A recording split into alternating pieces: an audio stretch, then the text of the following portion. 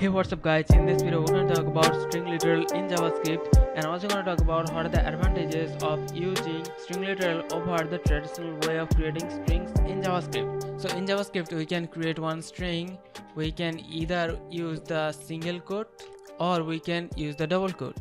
But the problem is that inside the single quote we cannot print the single quote, and also whenever we create our string using the double quote, then also we cannot print double quote inside our string. So to fix that problem we can use the template literal. So to create one template literal we use the backtick. Now inside the backtick we write our string.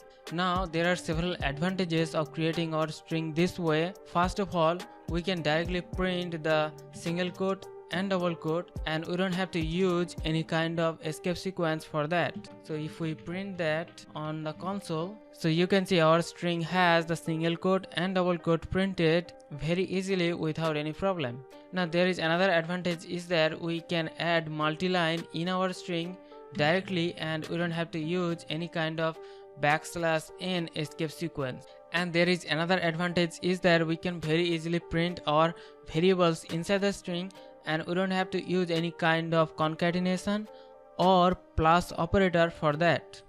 Like an example, we can create one variable name. Now we can print our name inside the string very easily. For that we have to use the dollar and the curly brace, and inside that we can put our variable name, and the variable will be printed pretty easily inside the string. Similarly also we can put our expression inside the string. Like an example, we have one variable a with the value 10 and variable b with the value 20.